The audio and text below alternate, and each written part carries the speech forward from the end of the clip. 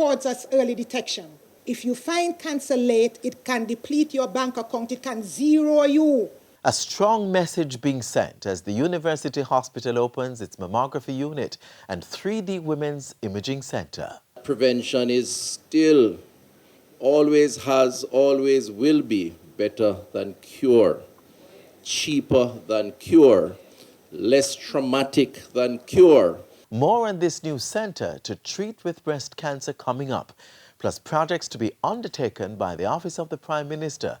You're watching Jamaica Magazine and I am Adrian Atkinson.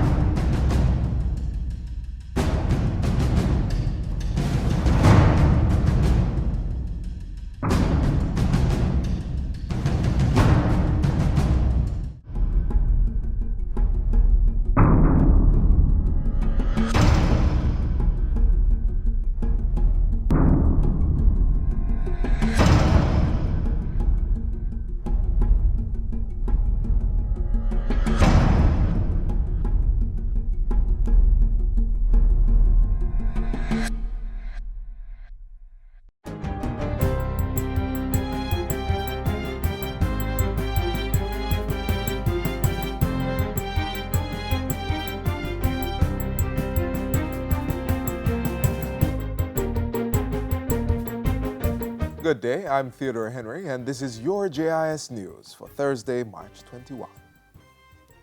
Minister without portfolio in the Ministry of Economic Growth and Job Creation, Carl Samuda, now has oversight of the Ministry of Education, Youth and Information. Prime Minister Andrew Holness told Parliament on Wednesday that this appointment is for 1 to 2 months, while the Office of the Prime Minister, OPM, reviews the operations of the Education Ministry. The ministry was placed under the temporary supervision of the OPM after Prime Minister Holness requested and received Ruel Reid's resignation from the Cabinet.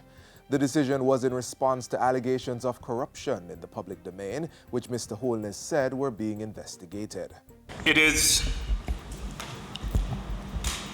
important that the country is assured that the government is serious about dealing with issues having to do with the good governance of their affairs, allegations of corruption, malfeasance, maladministration, and that we set a standard of accountability that cannot be questioned. Mr. Holness says the Education Ministry's permanent secretary has been instructed to give a full report of the ministry's functioning. In the meantime, he has assured that the operations of the ministry will continue unimpeded and the upcoming primary exit profile exam will also go off without a hitch. Prime Minister Holness says the void in the Senate left by Mr. Reid's resignation will be filled by Sunday. Finance Minister Dr. Nigel Clarke has announced a further reduction in ad valorem stamp duty. As he closed the budget debate in Parliament yesterday, Minister Clarke said a flat rate of $100 per document would be applied for transactions below $500,000. The previous flat rate of $5,000 will apply per document for transactions over $500,000. We consider the reduction of distortionary transaction taxes at this time to be better for the Jamaican economy overall. The change to ad valorem stamp duty is part of the government's $14 billion stimulus tax package that was announced by Dr. Clarke on March 7. As part of that stimulus, he says provision will be made for businesses earning less than $10 million to remain registered with the tax authorities. This became necessary as the GCT threshold was increased from $3 to $10 million, and the GCT Act requires that businesses below the threshold be deregistered. We'll therefore reinstate the provision in the GCT Act which empowers the Commissioner to re-register an applicant under the voluntary registration regime should that be the preference of the business. The Commissioner will retain the discretion to refuse such a registration because there are instances where this can be abused, and where there's evidence of abuse, then he would not. The Development Bank of Jamaica, DBJ, has initiated a program to aid small, micro, and startup businesses. The Boosting Innovation, Growth and Entrepreneurship Ecosystem, or the BIGGE project, is designed to boost entrepreneurship and economic growth in the sector. $25 million will be pumped into the project over 5 years. This will be offset by a $500,000 grant from the Inter-American Development Bank. The support, if it's not grant, it will be equity. Mr. Speaker, these are the kinds of intervention. It's not big, but it is going to support the development of businesses at the very base of the economy, at the roots of the economy. Jamaicans suffering from lupus will soon be able to access their medication at a cheaper cost. This follows government's decision to add the autoimmune disease to the list of chronic illnesses covered by the National Health Fund, NHF. The coverage comes into effect on April 30. Lupus, for the listening public, is an autoimmune disease in which the body's immune system attacks the organs of the body. It is estimated that approximately 6,000 Jamaicans have the condition, the vast majority of which are females. The annual cost of the coverage is estimated to be 340 million Jamaican dollars. The NHF is in its 15th year of operation and has provided $30 billion in pharmaceutical subsidies to cardholders living with 16 chronic illnesses. The Office of the Prime Minister will begin accepting applications for the second cohort of the Jamaica House Fellowship Program on March 26. The first cohort served for 2 years, starting in March 2017. The full-time paid Jamaica House Fellows served in a number of public sector offices, including the Ministry of Foreign Affairs, Economic Growth Council, HOPE, and the National Identification System, NIDS. I'm sure we will be getting a few permanent secretaries, director generals, and chief technical officers from this program. Some have already found the position. The second cohort is expected to have an even richer experience as we learn from the first iteration and make improvements to the program. And finally, $3.5 million has been donated by the Sport Ministry to the Jamaican netball team for their participation in the upcoming Netball World Cup in Liverpool. The allocation is being provided through the Sports Development Foundation. Portfolio Minister Olivia Grange says it is to assist the team with accommodation and equalization expenses. I'm really, really happy that this year is historic in that our two team sports where we have girls that were actively participating, they both have qualified, both teams have qualified for the World Cup and will be going forward this year, and we're looking for great results. And it's really my greatest pleasure to make sure that they are given all the support. The Sunshine Girls, who are ranked 3rd in the world, have qualified for the World Cup every year since 2015. This year's Netball World Cup will run from July 12 to 21 in Liverpool, where 16 teams from across the world will be competing. And that's it for JIS News Today. I'm Theodore Henry. Thanks for watching.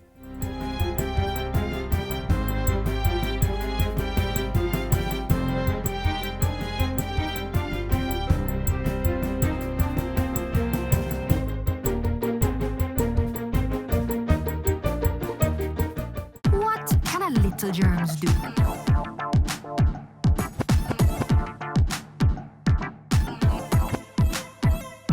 Pink eye running belly, even flu. Germs can make them happen to you.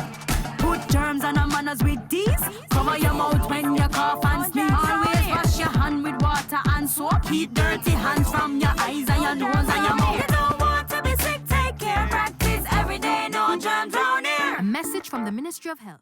The Office of the Prime Minister will be spending over $8 billion on projects in the new financial year. Here's the breakdown of the allocations. We need to get it right to build our great nation and our new Jamaica. And based on estimates laid for the 2019-20 budgetary year, the Office of the Prime Minister will take concrete actions to build partnerships towards a prosperous Jamaica. The Office of the Prime Minister has secured $17 billion to carry out key functions in the 2019-20 fiscal year. It includes allocations for the energy portfolio, which has been returned to the Science and Technology Ministry. Of the budgeted funds, $9.1 billion has been set aside for housekeeping matters, while the rest is earmarked for capital projects. Among the agenda items, achieving agility and seamlessness in government. Through a service excellence policy and $578 million, the state will continue its public sector transformation and modernization program. This will be done through shared services, mergers, and divestments. In doing this, we will achieve a smaller, focused, more efficient and coherent group of public bodies. Similar unity of purpose is expected from the $1.3 billion set aside for implementation of the National Identification System, NIDS. The funds will continue digitization of the Registrar General's Department's records. It will also assist with the business processes for enrollment, vetting, quality control, issuance, renewals, and consent-based identity verification. Refining of draft regulations for the National Identification and Registration Authority Act will also continue in the upcoming fiscal year. The Housing, Opportunity Production and Employment Program HOPE will also assist the state to prepare for a digital economy, with functions ranging from records management, surveys, filing, data loss preventative maintenance, and vector control to construction and audit. HOPE will carry out a new social housing program in 2019-20. $1 billion will be spent on social housing this year, which is an enormous improvement over last year. Employability will also be boosted with a disbursement of $908 million to the Youth Employment in Digital and Animation Industries YEDI project. Other functionaries at the Office of the Prime Minister that will get attention include the Electoral Commission of Jamaica. The ECJ is getting approximately $2.3 billion to execute its functions. Just over $1 billion will cover voter registration. $777 million will support expenses at the Electoral Office and the Electoral Commission of Jamaica, while $464 million will see to the re-verification of voters. The Jamaica Integrated Community Development Project has been given a $2.12 billion budget to carry out its program for the April 2019 to March 2020 period. Among the activities to be undertaken are workshops, training and capacity building of community-based organizations, primary exit profile, PEP clinics. The money will also be used to complete 18 integrated infrastructure projects, purchase 2 compactor trucks, and 1 baler. Administered by the Jamaica Social Investment Fund, the project is supported by the International Bank of Reconstruction and Development, the World Bank. The bank is also funding the $1.13 billion Jamaica Disaster Vulnerability Reduction Project. Under the project, construction will start on the Montego Bay, Yalis, and Port Maria fire stations. The Jamaica Fire Brigade will receive 2 water tanker trucks and 4 pumper trucks. Revetment works will begin at Port Royal, and IT equipment will be purchased for the National Risk Information Platform. $990 million has also been set aside for an energy management and efficiency program, with funding coming from the European Union, the Inter-American Development Bank, and the Japan International Cooperation Agency. The government, meanwhile, will fund a $300 million energy efficiency and conservation loan program and a school sanitization project worth $20 million. The estimates have been laid, and the budget for the Office of the Prime Minister will drive initiatives from thought to implementation in the 2019-20 fiscal year.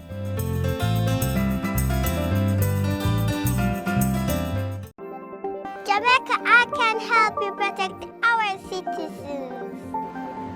Jamaica Eye will play a part in increasing your public safety. Jamaica Eye is part of an island-wide network of camera surveillance systems designed to increase the safety of you, our citizens. If you have a camera system outside your home or office facing a public space, log on to jamaicaeye.gov.jm today. Jamaica Eye, we're all connected. The Ministry of National Security, creating a safer and prosperous Jamaica. We're counting down the days to the announcement of the winner in the Houses of Parliament design competition, which will be on March 27. Until then, we remind you of the top 5 designs, starting today with the National Veranda.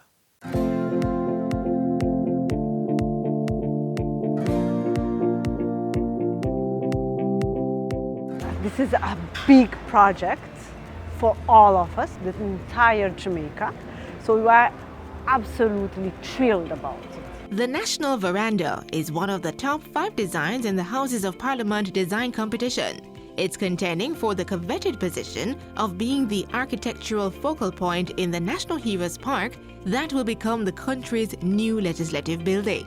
We know we have the best design, and we are positive about the jury's confidence and wisdom, and that the judgment will be favorable to us. Let's learn more about the National Veranda.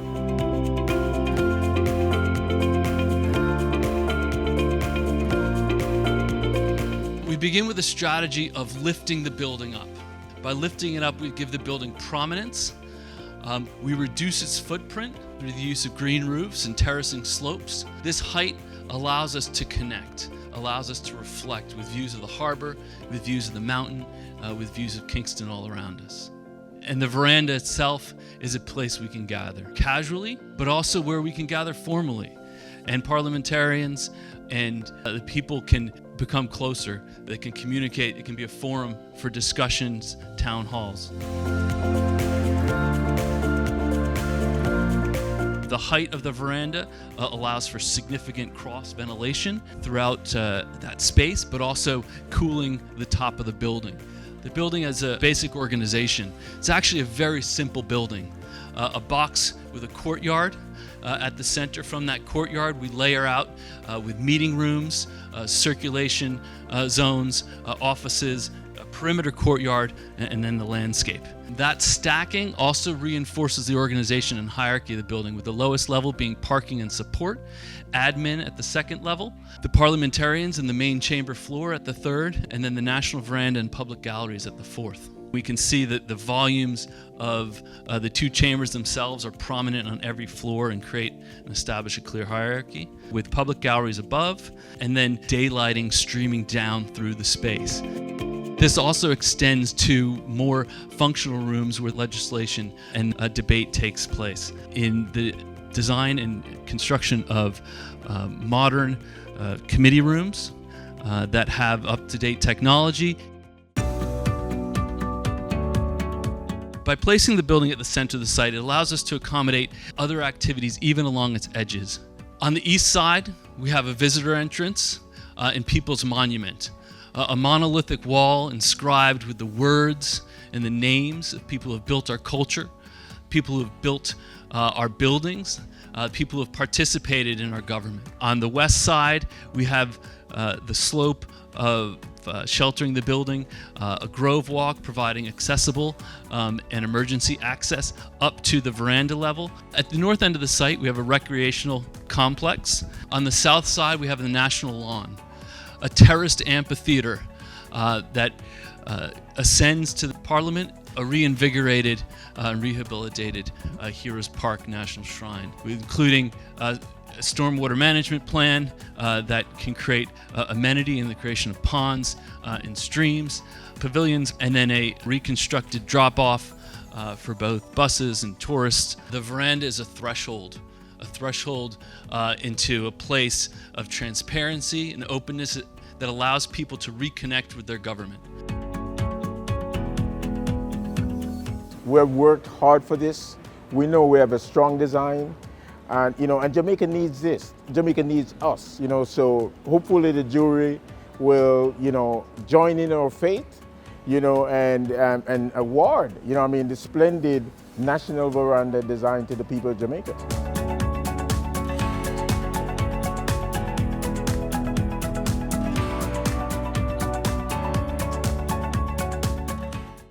If you no want pop down and fenke, you fi burn mosquito and run with dengue. So no make water cycle in open container.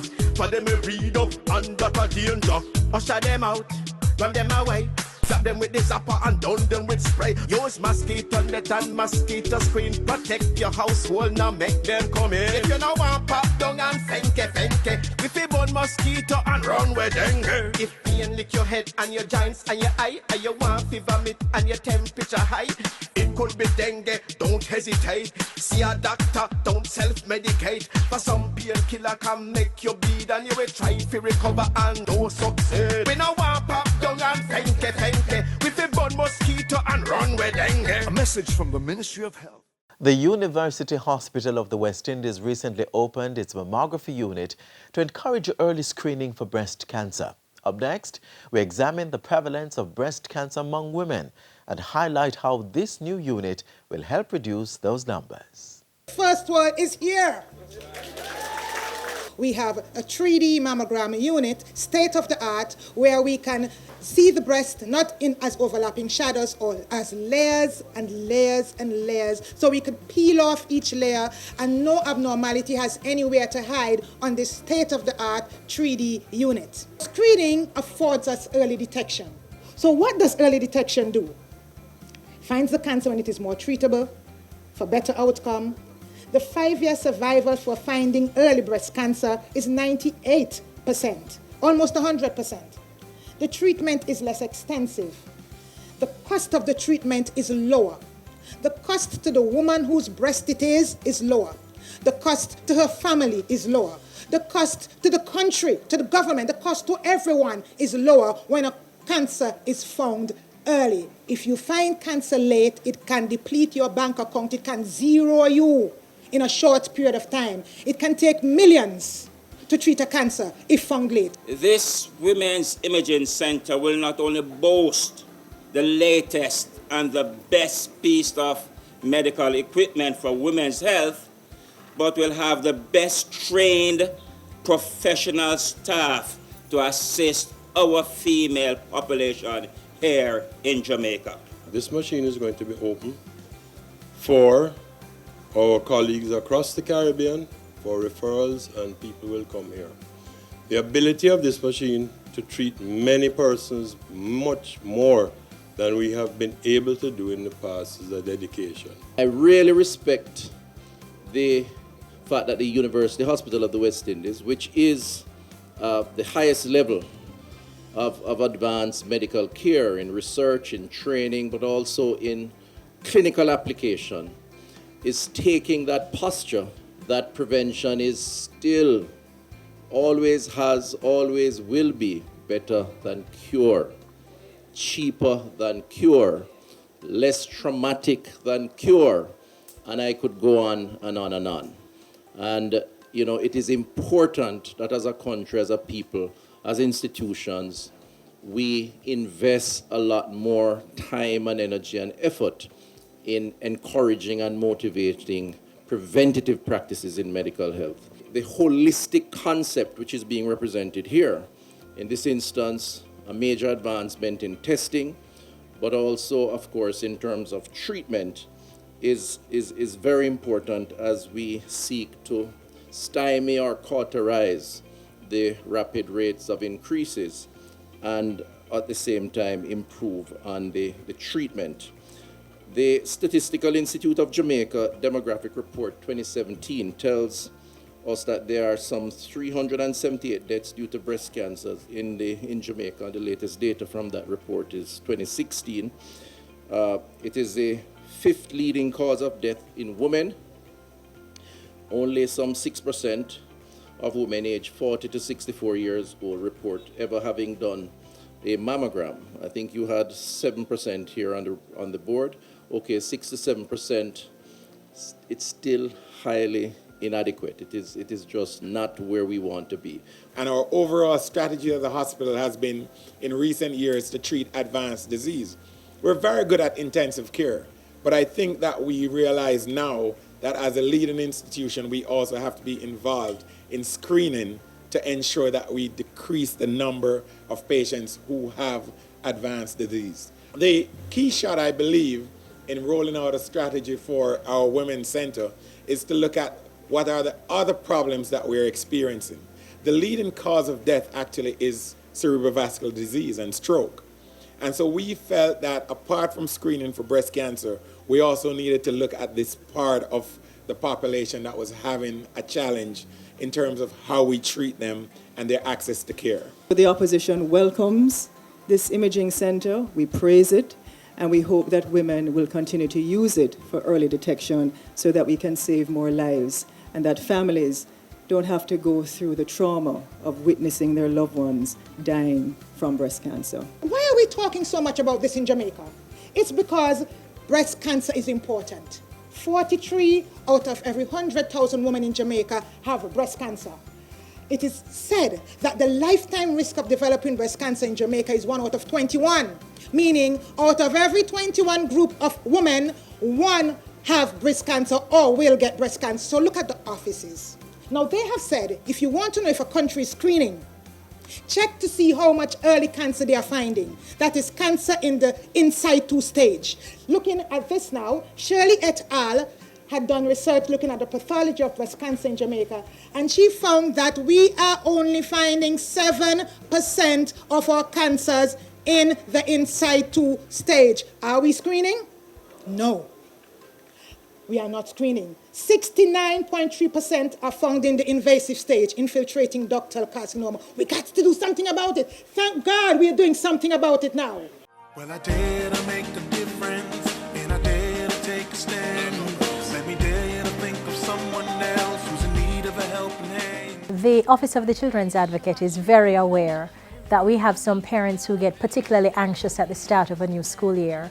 And so we really just wanted to share with you a few tips that you can utilize to help keep your children, especially the very young ones who are going out for the first time, nice and safe from sexual abuse.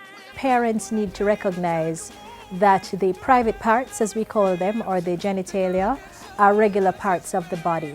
And so in teaching your children about the forehead and the nose and the hand, you can also teach them the names of these body parts, because that does two things. It puts them in a position to speak about these parts when something is going wrong, and it also tells them that even though they are private parts, it's not too private to talk about, particularly with a parent. Children need to know that there should be no secrets between them and their parents or guardians. Oftentimes, when persons want to abuse children, they tend to encourage them to keep a little secret. You know, this is between me and you. But from very early, parents need to establish with their children that the lines of communication are open. Mommy and daddy, or auntie and uncle, or whoever is the responsible adult in that child's life, can actually have a discussion, age appropriate of course, about anything at all that may be troubling the child. The third tip is that parents need to cultivate throughout the child's lifespan that environment whereby the child feels comfortable to speak. Conversation should not be off limit, topics should not be taboo, and you really need to get to a stage whereby you have teachable moments, we call them. So we see a lot of things reported in the newspapers, sometimes on the nightly news, and we can use some of these instances of horrible things that are happening to other children to start little discussions with our own children to give them tips as to how they can avoid or prevent, perhaps completely, any such reality happening to them. For these tips, and of course any other information that deals with children, that is anyone under 18 years, please feel free to contact the Office of the Children's Advocate. We're at 72 Harbour Street, downtown Kingston, and our numbers are 948-1134, or website www.oca.gov.jm. Well, I dare to make a difference, and I dare to take a stand. Let me dare to think of someone else who's in need of a helping hand. As we close today's show, we ask that you stay connected via our website, jis.gov.jm. And while you're online, send your feedback to Jamaica Magazine at jis.gov.jm or via tweet at JIS News. On behalf of the entire production crew, I'm Adrian Atkinson. Do take care. This has been a production of the Jamaica Information Service, the voice of Jamaica.